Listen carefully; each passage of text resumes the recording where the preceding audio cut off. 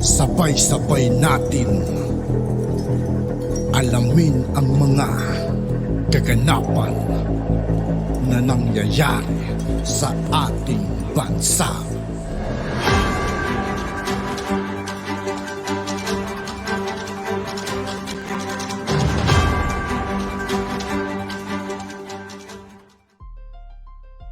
Yo, what's up mga kaibigan? This is I2K po again. Ngayon nandito ulit tayo sa channel ni Pilipinas Nating Mahal. Dito ulit tayo magbibigay ng komento at reaksyon. Pero bago ang lahat ng yan mga kaibigan, sa lahat ng hindi pa nakasubscribe kay Pilipinas Nating Mahal, mag-subscribe na po tayo at huwag nyo rin pong kalimutan mag-subscribe dito sa aking channel. Simulan na natin mga kaibigan. Let's go!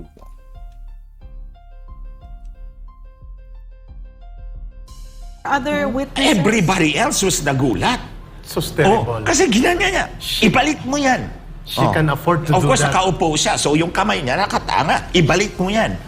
Ngayon, siyempre ang First time mo pobre ito na-reveal dito, ha? Yes. Nananakit siya ng tao. Ito yung first time na marami tayo, may action. Does he do that to the president? Malamang, binato nga, may sinuntok ka niya Yes. sa mata eh. Oh. Yes, daw si Maharlika. Attorney Glenn, hold mo na. Okay. At tudugtungan ni Miss Maharlika ng revelations niya. How serious is this, Miss Maharlika, that this First Lady is capable of physically harming the President, It was the violent. staff, and even the people that she hates, including the Vice President, and like you and like us? Yes, it's possible talaga na nanakit siya dahil yung issue na inilabas ko rin na ginombag ni Lisa si Marcos Jr. noong September, on the way sila sa New York, Grabe. mga kababayan, ayan, Yeah. on the way sila sa New York ay ibang, kumbaga, ang isa sa aking puting ahas doon si Attorney Glenn at meron pang iba na nag-match talaga yung information na si Lisa ay ginombag niya si Marcos Jr. nung sa eroplano pa lang, papunta sila sa New York sa kadahilanang pinirmahan ni Marcos Jr. ang Chief of Staff appointment ni Attorney Vic Rodriguez. Yeah. So, sorry, medyo na-interrupt lang ako. Sa akin ba yung nagre-ring? Sorry. Wala sa amin. Sa'yo ata, Miss Maharlika. Sa akin? Oo. Okay, but anyway, sige, tuloy ko.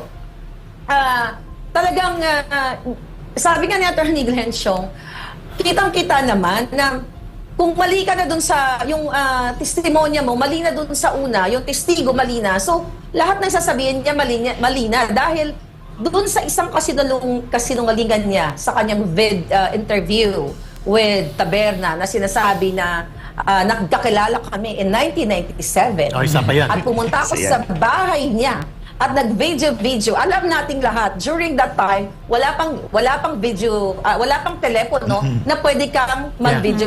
Analog pa lang tayo during that time. So, ang dami talaga niyang kasinungalingan na, sabi ko nga eto na dapat na kumilos na yung taong bayan na magsalita. I believe, itong men and women in uniform natin, nag-aantay din sila sa taong bayan na mag-speak up. Kasi nga, syempre, pinoprotektahan din naman nila yung pamilya nila, yung trabaho. At naiintindihan natin yan. The fact na si Liza, based sa interview, pwede naman siya tumawag sa Romania para what? Para manggurgor. So yun din siguro yung takot ng men and women in uniform natin. Kaya siguro nga sa ibang bansa, yung mga ganitong klaseng iskandalo na ginagawa ng First Lady o ng administrasyon, dapat wala na sila. Dapat kusa silang umalis dahil kitang-kita na ng taong bayan kung gaano sila talaga ka-abusive dito sa power na lasing na lasing sila. Ma'am, briefly, balik ko sa'yo. There is no reason for Attorney Glenn Siong na magsinungaling sa harap ng mamamayan sapagkat tinataya niya dito ang kanyang integridad, ang kanyang personal na pagkatao, at ito ay direct account niya. Very spontaneously na inilabas mo, Attorney Glenn Siong. Marami kaming nakakita. Ang ganito, at ito ay open na nangyaring insidente. Ma'am, nakakabahala ito kasi may iron siyang statement, mga kababayan, dito na huwag nilang sabihin na akong in charge dito sa gobyernong ito na nakikialam ako. Dahil kung akong in charge, patay na sila. Ako pa. Ipapakita natin ito at ito hindi niya dininay na kumakalat ito sa social media Miss Maharlika, dugtong ba ito sa nire-reveal ngayon ni Attorney Glenn Chong ng pananakit niya sa staff, pananakit niya kay Presidente Marcos Jr. na nasaksihan ng maraming mga officials doon sa loob ng presidential plane nang sila'y papunta sa Amerika, at ito ngayon ang pinagmamalaki niya na ako pa, patay na sila, at pati yung connection sa Romania. Romania na alam natin, at sa Turkey na may mga special na upahan na mga assassins o mga for hire na mga mamamatay tao na pwedeng palabasin lang na hindi sa Pilipinas nangyari.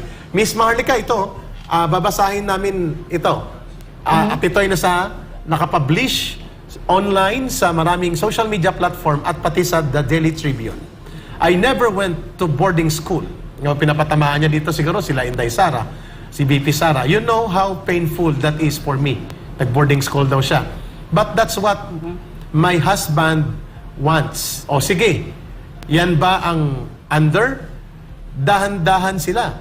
If I'm in charge, lahat sila patay. Ako pa.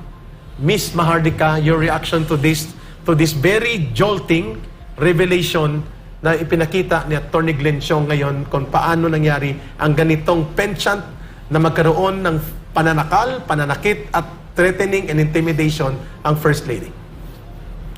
Well, sabi ko nga kagabi, ang interview na yon, dahil bangag si Lisa, maaring nakatira siya, kung ano man ang tinira niya. Di ba? Yun yung subconsciously nasa mind niya. O sabi nga ng friend ko kagabi, ay ang tawag dyan ay Freudian slip. Yeah, right? So napanood nyo. Freudian slip. So ibig sabihin, nasa mind niya yon, na hindi niya napigilan. Di ba gano'n naman tayo, minsan pagpagod tayo, sa sobrang pagod natin, hindi sa nakatira tayo, yung mga nasa mind natin na ilalabas ng ating bibig kung tayo ay nasa gitna ng kwentuhan o anuman. So definitely, yung mind ni Lisa during Grabe yung mga paratang dito mga kaibigan, ano? Talagang live nilang kinakuha. Binabanatan si FL Lisa mga kaibigan. Basta tayo mga kaibigan, nakikinig lang tayo. Hanggat maaari, wala muna tayong kakampihan. Di ba? that time, dahil bangag na bangag siya, punong-puno siya ng galit. Tapang ni Maharlika mga kaibigan, ano? At nasa isip niya, kaya ko kayong ipagurgor. Tatawag lang ako, you know? At yung mga issue na siya ay nandiyombag, 100% totoo yun. Hindi siya pwedeng magsinungaling. Okay? Hindi siya pwedeng magsinungaling dahil maraming nakawitness. Hindi lang si Ivan Oy, Attorney Glenn Chong ang nakawitness doon. Alright? So, makikita mo naman na yung ang ginagawa ni Lisa talaga, particular doon sa interview na yon, yun ay cover up, at doon natin siya lalong nahubaran kung anong klase yung pagkatao niya. So, hindi na po kaduda-duda yan na yung pagpapanggap ni Lisa na mabait siya, mabait yung pamilya nila. It's all bull. It's all kasinungalingan. Gusto kayo na namang linlangin, magpa-victim. So, the more na nagpapa-victim sila, the more na nalulubog sila. Kasi smart naman ang Pilipino eh. Yeah. Yun nga lang, hindi pa lubos na lumalabas lahat kasi maaari ngang natatakot na magurgor katulad nung tumawag sa iyo Attorney Glenn Chong. At actually ngayong araw sobrang naubos yung time ko sa mga tawag ng mga tao from the government na the same sentiment na Miss Maharlika, matagal pa ba to? Sabi ko sa kanila, Sir, I think, you know, I know you guys are ready, pero kailangan siguro talaga ang buong sambayanan ang magsalita. Dahil pag ang sambayanan ay lumabas na at nagsabi na ayaw na namin sa ganitong bangag na administrasyon, I think lahat susunod na. Okay. So yun yung nakikita ko. Thank you, Miss Maharlika. Maharlika, Ma'am Lorraine, go ahead. I would like to take the lead of the Vice President. I want to follow the lead of the Vice President. Na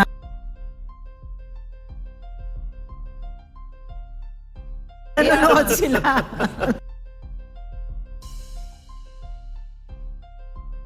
At yun nga po mga kaibigan, dito po nagtatapos ang ating reaction video. Muli ako po si I2K ng Sundalo ng Dunggano. Maraming salamat sa patuloy na pagsuporta. Yeah, peace out.